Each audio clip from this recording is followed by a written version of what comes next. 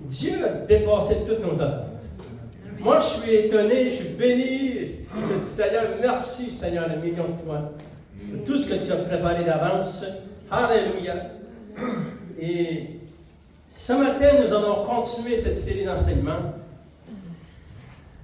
Vous savez que ça avait pour titre les changements majeurs que Jésus va amener sur cette terre.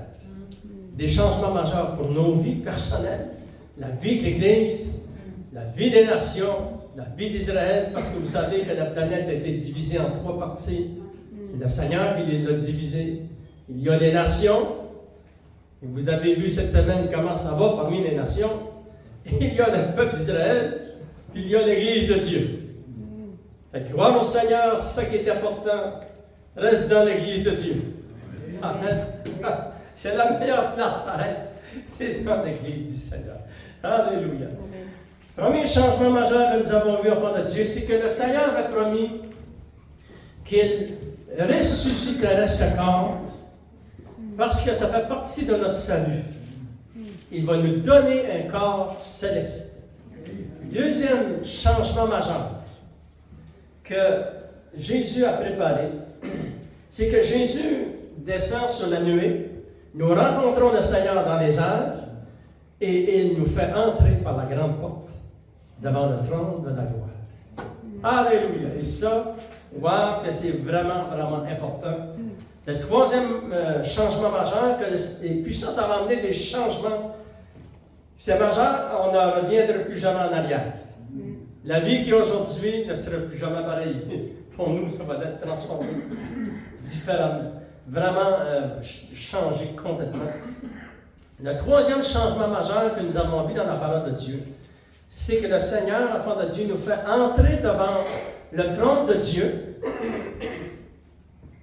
Et nous avons vu que devant le trône de Dieu, il y a des milliards de milliers d'anges, de catégories d'anges, de milliards de milliers d'êtres humains, tous les saints de l'Ancien Testament, les saints du Nouveau Testament, qui montent devant le trône de Dieu. Il y a maintenant des gens qui sont devant le trône de Dieu. Fait que c'est immense. C'est immense. Et nous entrons dans la plénitude de la présence de Dieu le Père, dans sa lumière, dans sa gloire, pour ne plus jamais en être séparés. Parce qu'on était séparés de la gloire de Dieu. Maintenant, lorsque tu acceptes le Seigneur, on est unis au Seigneur. On rentre un peu dans sa gloire. Mais lorsque nous serons devant le trône de Dieu, nous serons dans la plénitude de la gloire de Dieu. Alléluia. Le quatrième changement majeur que nous avons vu, c'est que l'épouse, alléluia, la fiancée, est maintenant rendue devant la gloire de Dieu, se prépare pour devenir l'épouse. Et nous avons découvert aussi que cette épouse va devenir la reine, qui va régner avec Christ. Alléluia. Et sans plus tarder, enfants de Dieu, nous allons tourner ensemble parce que c'est un changement majeur, ça aussi, qui s'en vient.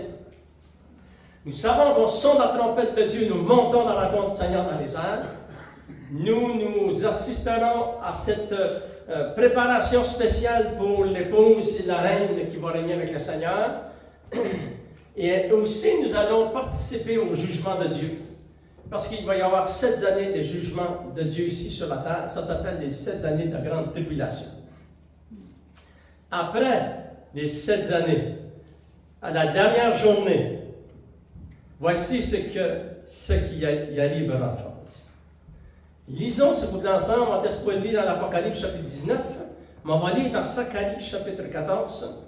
C'est aussi très bien écrit. Parce que Apocalypse chapitre 19, Zacharie chapitre 14, ça nous parle du même événement dans l'Ancien Testament et aussi dans le Nouveau Testament. Ici, il va y arriver quelque chose de vraiment glorieux, alléluia, que cette planète va changer pour le bien. Gloire au Seigneur, et là on dit merci Seigneur. Et on va lire dans Zacharie chapitre 14. On va lire partir du verset 1 jusqu'au verset 9.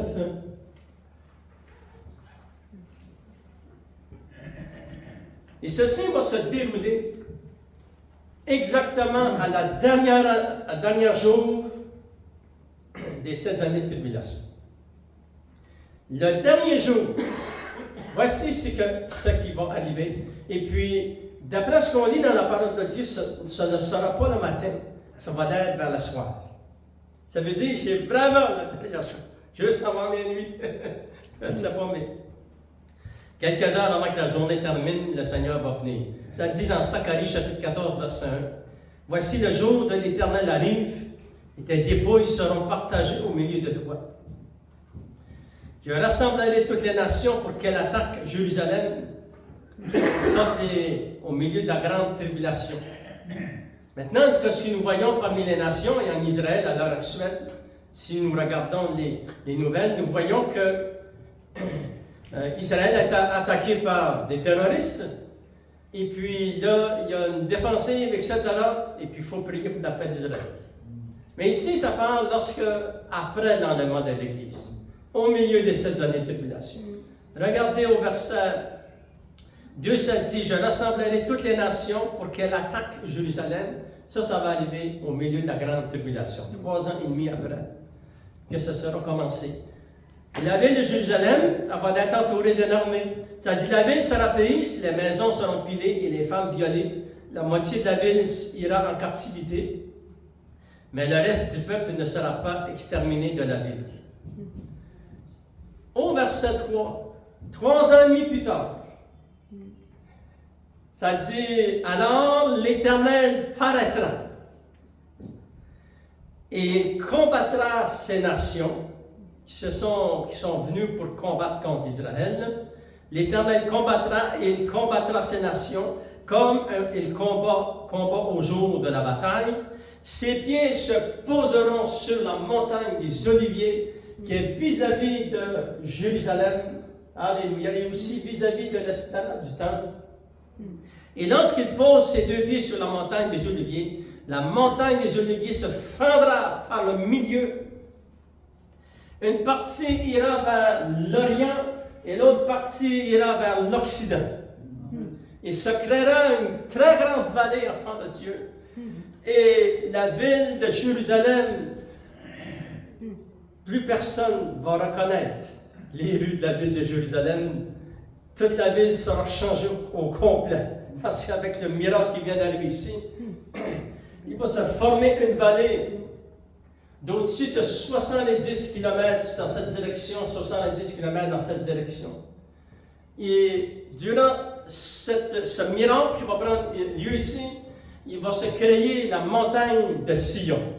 Alléluia. Et ça, c'est très important parce que ça va devenir le quartier général où Jésus va diriger ce monde à partir du royaume de Dieu.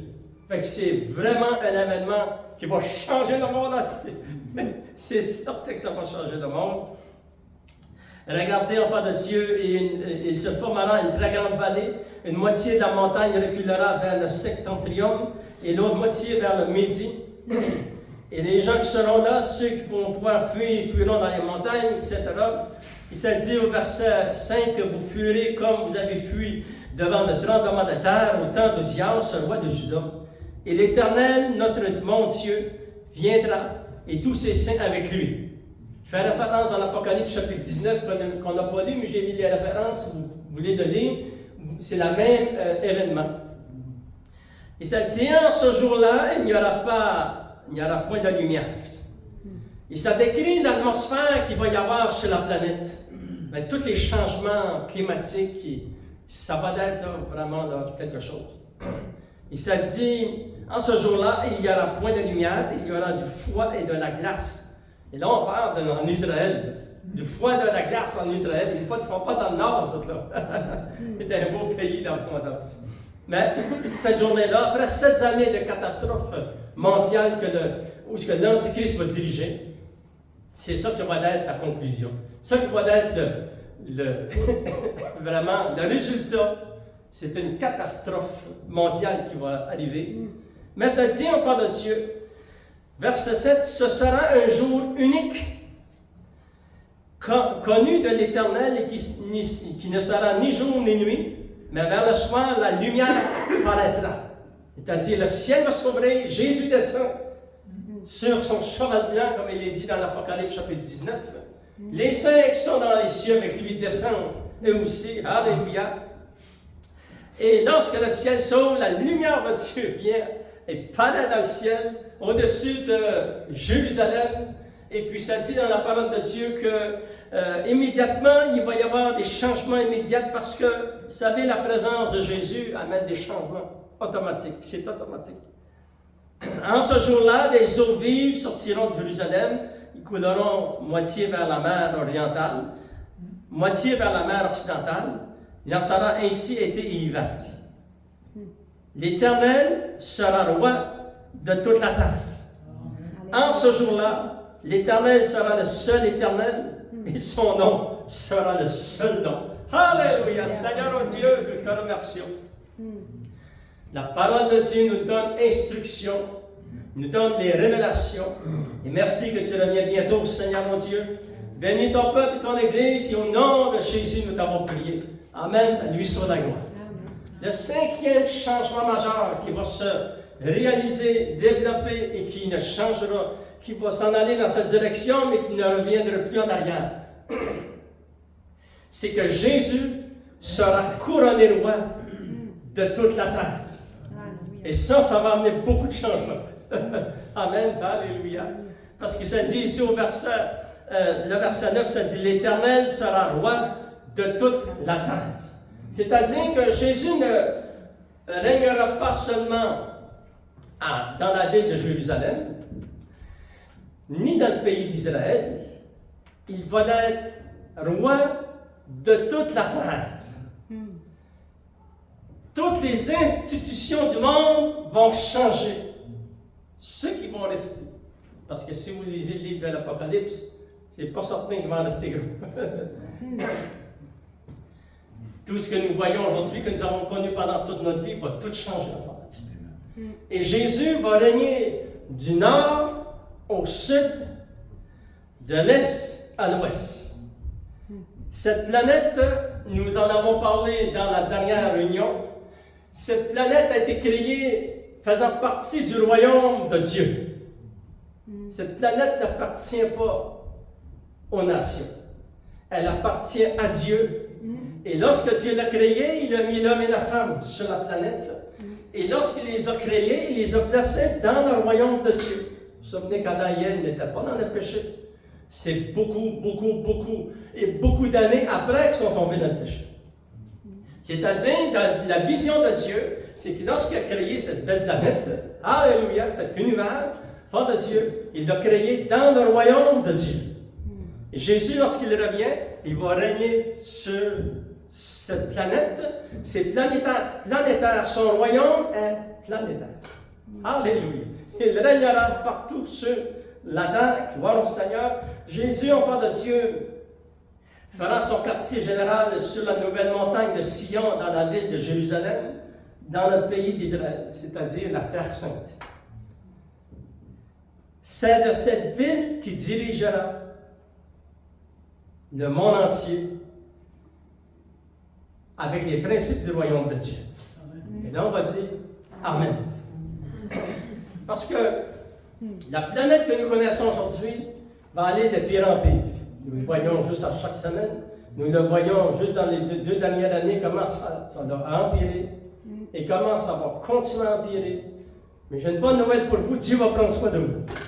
Amen. Vous savez le chant qu'on a chanté? Dieu fera un chemin, il tracera un chemin. Alléluia. Pourquoi? C'est parce qu'il est fidèle à ses promesses. Tout ce qui se passe dans le monde n'affecte pas les promesses de Dieu. Ils sont pour nous, enfants de Dieu. Ils sont pour nos maisons, nos foyers, tous les chrétiens, tous ceux qui sont dans le royaume de Dieu. Soyez rassurés que Dieu va prendre soin de vous et les promesses, il va les accomplir. Gloire au Seigneur. Alléluia. Jésus revient pour régner sur toute la terre. Gloire au Seigneur. Lisons, si vous voulez, ensemble dans Daniel chapitre 12. Excusez, ce n'est pas Daniel chapitre 12, c'est Daniel chapitre 11, je pense. Non, chapitre 7, verset 13, excusez. Daniel chapitre 7. versets 13 et 14. Et qu'est-ce qui va arriver lorsque Jésus revient? Nous savons que la guerre de Gog, pas de Gog, mais d'Armageddon va être terminée. Le Seigneur va terminer ça par comment? Ça dit dans 2 Thessaloniciens, chapitre 2, verset 8. L'Antéchrist, le faux prophète, et le dragon vont être vaincus par l'éclat de son avènement et le souffle de sa bouche. Fait que la guerre, elle va terminer. Ça va être terminé. Amen. Alléluia. Et Jésus, enfant de Dieu, immédiatement après que cet événement est terminé, il y a 75 jours de préparation qui ont été mis dans la parole de Dieu. Ça, vous pouvez trouver ça dans Daniel chapitre 12, verset 12. Il y a 75 jours pour le nettoyage de la planète, pour le couronnement du roi des rois. Et durant ces 75 jours-là, enfant de Dieu, il va y avoir aussi les noces de l'agneau. Beaucoup de choses vont se dérouler pendant ces 75 jours. Vous pourrez lire ça, moi je n'ai pas le temps, parce que le temps nous manque. Daniel chapitre 12, verset 12. Alléluia. 75 jours que Dieu a additionné. Dieu est bon, enfant de Dieu. Il a pensé à tout. Mais on va se concentrer, enfant de Dieu, sur cette journée où ce que Christ va être couronné roi des rois et seigneur des seigneurs. Parce qu'il revient pour régner sur la terre. Il régnera, il sera roi de toute la terre. Alléluia! Ça, c'est vraiment touchant, vraiment bénissant. Nous le voyons, on en parle dans l'Ancien Testament et aussi on en parle dans le Nouveau Testament. Il est dit dans Daniel chapitre 7, verset 13, il est dit ceci. Daniel avait reçu cette grande vision que Jésus viendrait pour régner. Il est dit, je regardais pendant mes visions nocturnes et voici sur la nuée des cieux arriva quelqu'un de semblable à un fils de l'homme. Il s'avança vers l'ancien des jours, c'est-à-dire vers Dieu le Père, et on le fit approcher de lui. Qu'est-ce qui est arrivé lorsque le Fils de Dieu s'est approché de Dieu le Père? Regardez au verset 14. On lui donna la domination, la gloire, le règne, et tous les peuples, toutes les nations, et les hommes de toute langue le servirent. Alléluia. Alléluia. C'est merveilleux, ça, Papa. Et ça dit, sa domination, la domination du Seigneur Jésus est une domination éternelle qui ne passera point, et son règne ne sera jamais détruit. Alléluia! Ça, c'est vraiment des grandes récompenses pour les chrétiens qui ont resté fidèles. Alléluia!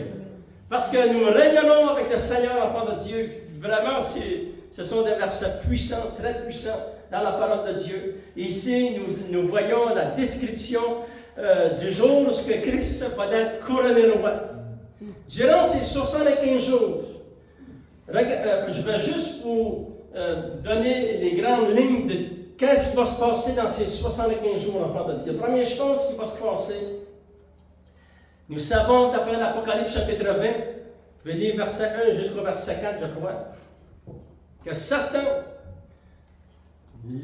l'Antichrist, Satan et le faux prophète seront liés et jetés vivants dans l'étang de feu. Et là, on dit un bon débat. Deuxième chose qui va arriver pendant ces 75 jours, c'est que la résurrection, la première résurrection, les derniers de la première résurrection ressusciteront et la première résurrection sera terminée. Parce que nous savons que Jésus a dit, il y a deux résurrections. La résurrection des justes, la résurrection des injustes. Ça va clôturer, ça c'est écrit aussi dans l'Apocalypse chapitre 20, verset 6, enfant de Dieu.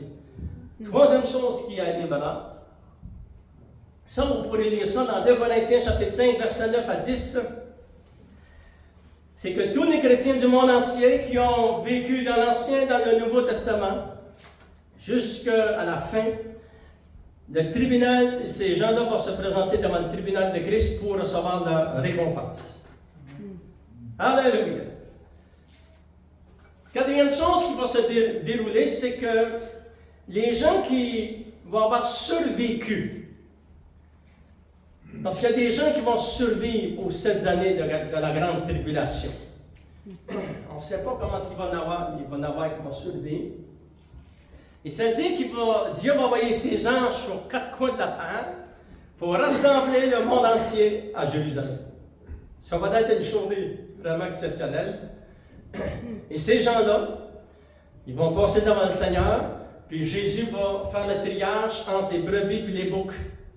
Matthieu chapitre 25, vous vous souvenez? Ça dit que les boucs étaient à sa gauche, les brebis étaient à sa droite. Ils vont être jugés selon la bonté que Dieu, le standard de Dieu, et ces gens-là vont être choisis pour entrer dans le milieu de paix avec le Seigneur. Et ces autres vont repeupler la terre. Alléluia. La 5e chose qui va arriver, c'est qu'une grande effusion de la puissance du Saint-Esprit va venir sur toute chair. Ça va être mondial. Ça, c'est écrit dans Zacharie chapitre 12, verset 10, verset 11, Zacharie chapitre 13, verset 6, Joël chapitre 2, verset 18, verset 32. C'est écrit à beaucoup d'endroits dans la parole de Dieu. Et même, ça dit que lorsque Jésus va aller chercher le reste qui va rester, que le Seigneur va avoir pris soin pendant les 3 années de tribulation, qu'il va les avoir nourris pendant 3 ans, le reste du peuple juif, ça dit qu'en une journée, l'Esprit de grâce va venir sur eux, ils vont tous se repentir. Mais cette repentance va être mondiale aussi, parce que ces gens-là qui vont rentrer dans l'heure du milieu de paix vont être revêtus de la puissance de Dieu. Parce qu'il va y avoir aussi des gens, vous savez qu'il va y avoir différentes catégories de gens. Il va y avoir nous, qui vont avoir des corps célestes, et aussi les gens qui ont survécu pendant la grande tribulation, mais eux qui vont avoir un corps semblable au nôtre. Un corps, excusez, pas semblable, un corps comme le nôtre. Amen. Ça fait que ces gens-là, ils vont être remplis de la puissance du Saint-Esprit. La 6e chose qui va arriver, c'est que le nettoyage de la planète, ça doit être fait. Il va y avoir un nettoyage qui va commencer, puis qui va continuer. On ne sait pas combien de temps ça va prendre, mais on sait que ça va commencer dans ces 75 jours. La 7e chose qui va arriver, c'est la restauration surnaturelle de Jérusalem.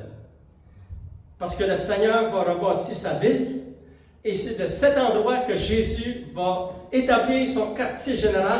Alléluia! Et c'est de cet endroit qu'il va gouverner le monde entier en front de Dieu. Il va aussi y avoir la construction du 4e temple. Parce que vous savez qu'il y a un 3e temple qui s'en vient, mais celui-là va être détruit. Le 4e temple. Et ça, vous pourrez lire cela. C'est écrit dans Zacharie chapitre 6, 10 à 15. Et il y a un verset qui ça dit spécifiquement que c'est le Seigneur qui va construire ce temple. Vous pourrez lire ça, c'est vraiment, vraiment intéressant.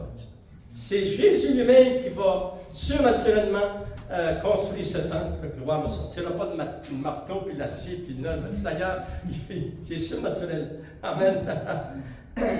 Et vous avez aussi la description de ce 4e temple dans Ézéchiel chapitre 40 jusqu'au chapitre 48. Vous avez en détail la construction de ce temple. Ça, on parle du 4e temple, et ça va être le Seigneur. Et vous vous souvenez aussi dans Malachie chapitre 3, il y a un verset qui dit « Le Seigneur entrera dans son temple. » C'est dans ce temple ici.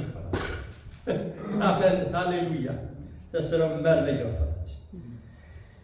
Ce qui va arriver, qui nous intéresse ce matin, c'est le couronnement du roi des rois. Le Seigneur des Seigneurs. Voyez-vous, on va lire ensemble parce qu'il y a beaucoup d'endroits qui se parlent de cela dans la parole de Dieu. Psaume chapitre 2. On va lire quelques versets à partir du verset 1 jusqu'au verset 6, enfant de Dieu. Alléluia.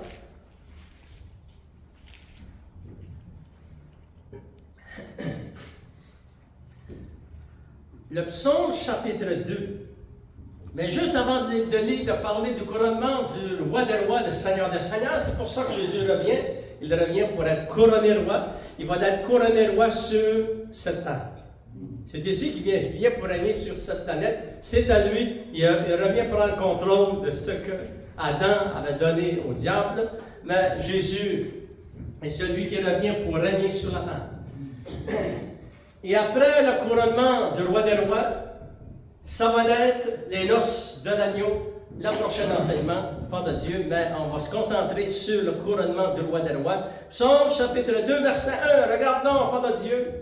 Et vous allez voir dans ces versets vraiment une ressemblance à tout ce qui va se passer dans la grande tribulation, la préparation de la guerre d'Armageddon et le retour du Seigneur Jésus. Dans quelques versets. C'est comme si la Bible est toute expliquée dans quelques versets. On lit ça ensemble. Elle dit, pourquoi ce tumulte parmi les nations, ces vaines pensées parmi les peuples, sont agitées, c'est agité, les nations sont agitées. Pourquoi? Pourquoi les rois de la terre se soulèvent-ils et les princes se lèguent-ils contre avec lui, avec l'Antichrist? Pourquoi les rois se soulèvent-ils? Pourquoi? Contre l'Éternel et contre son roi. Voyez-vous? C'est vraiment facile à comprendre. Il y a un soulèvement, et nous le voyons maintenant, mais ça va s'intensifier, c'est certain. Après l'enlèvement de l'Église, au milieu de la grande tribulation, l'Antichrist avec son armée, et toutes ces ténèbres qui vont régner sur la terre, ils vont convaincre des rois, des princes, se soulever contre, parce que l'attaque, la guerre d'Armageddon, c'est pas la guerre contre la ville de Jérusalem, ils l'ont déjà faite. On l'a vu. Cette guerre est contre Dieu. Et contre son Fils. Et contre son roi. On va le relire. Voyez-vous. Regardons, ça dit, se sont tous soulevés. Pourquoi ont-ils fait cela? Ça dit, parce qu'ils sont contre l'Éternel et contre son roi. Puis on dit, brisons leurs chaînes, délivrons-nous de leurs chaînes. Wow, c'est quelque chose. Moi, je ne suis pas enchaîné, ça le Seigneur, je suis libéré. Et pour les nations qui ne connaissent pas Dieu, ils ont peur de Dieu. Voyez-vous? Et là, ça dit, celui qui siège sur le trône se rit et se moque d'eux. Parce que, faut vous réaliser, enfant de Dieu, là, que c'est une grosse affaire qui se passe ici. C'est tous ceux qui vont s'enligner pour aller contre Dieu et l'autorité de Christ. Et ça dit, enfant de Dieu, verset 6, ça dit, verset 5, puis il leur parle dans sa colère et il les épouvante dans sa fureur. Ça, c'est Dieu qui fait cela. Et là, Dieu dit, c'est moi qui ai choisi mon roi. Le Père a choisi comme un roi le Fils. Et ici, dans le même verset, il va nous dire où est-ce qu'il va le roi, le roi. Dans quelle ville, dans quel endroit sur la planète ça va se faire. Regardez, on va le dire. Ça dit, c'est moi qui ai roi mon roi sur Sion, ma montagne sainte. Alléluia! C'est-à-dire que cette montagne de Sion va être bâtie et construite lorsque Jésus pose ses deux pieds sur la montagne des Oliviers. Se crée cette grande vallée, la montagne de Sion va être bâtie par Dieu lui-même. Et Dieu dit, c'est moi qui ai choisi mon roi. Et c'est moi qui l'ai oint. Parce que les rois étaient oints. Alléluia! Et cette cérémonie grandiose va avoir lieu durant les 75 jours avant le début du règne de 1000 ans de Christ. Et tous les chrétiens qui font partie de cet enlèvement, tous ceux qui nous ont précédés dans la gloire, et les saints de l'Ancien Testament, tout ce monde-là vont être là. Écoutez, enfants de Dieu, c'est une cérémonie qu'il n'y a eu aucun événement comme cela sur la terre. Que jamais il y a eu lieu sur la face de cette terre. Il va y avoir des milliards et des milliards de milliers d'anges de Dieu, et de toutes les catégories. À la cérémonie, on parle de la cérémonie des lieux où Christ va être couronné roi. Il va y avoir ces milliards et des milliards de milliers de saints, de personnes qui étaient nés de nouveau, qui ont servi le Seigneur, qui ont été fidèles, alléluia, qui ont reçu leur corps céleste. dans l'Ancien Testament et dans le Nouveau Testament, il va y avoir tous les gens qui ont été choisis par le Seigneur pour passer à travers les 1000 ans de paix. Ça va être un événement vraiment grandiose. Il n'y a presque pas de mots pour décrire cet événement grandiose. Et comme vous savez que à chaque fois qu'il y a un roi qui est couronné ici sur la terre, c'est toujours impressionnant de voir. Il y a eu cette année, ou je pense que c'est cette année que le roi de l'Angleterre a été couronné roi. Et c'était vraiment grandiose. Vous avez vu les foules, des milliers, des milliers de personnes, et le roi a passé, puis tout le monde saluait.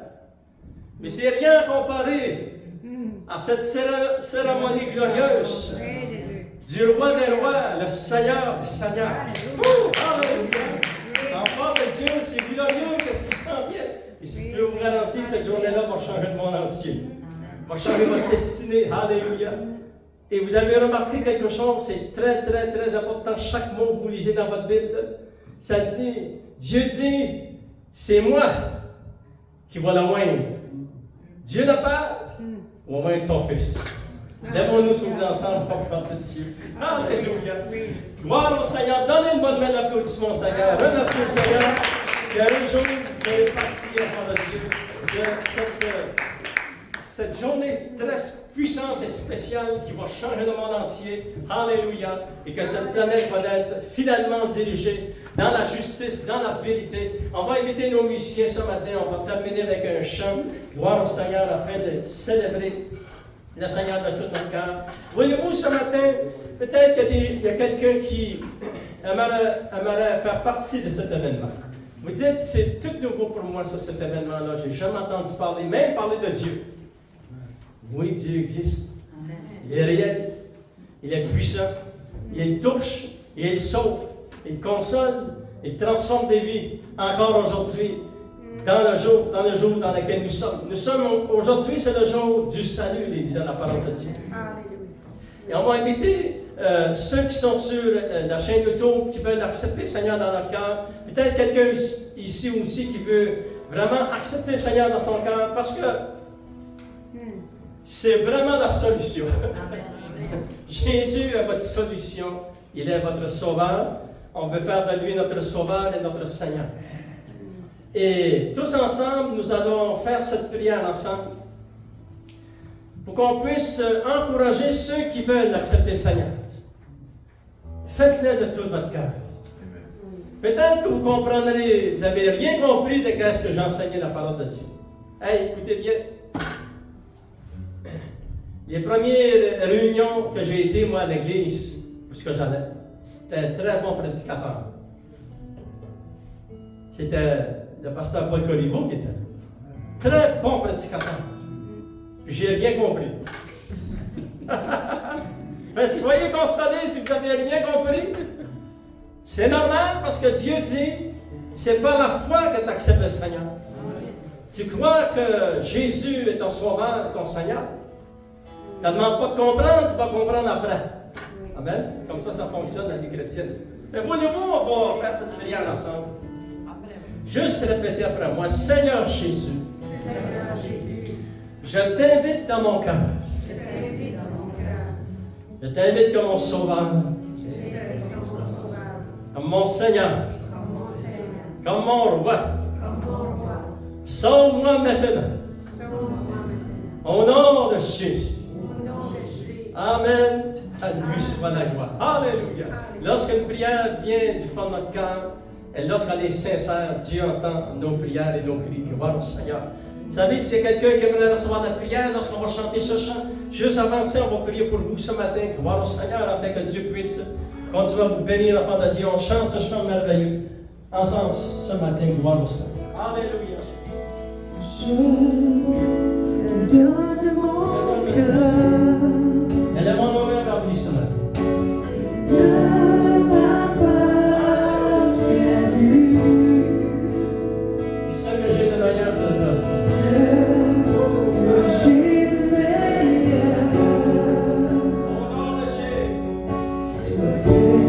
Pour toi, Jésus.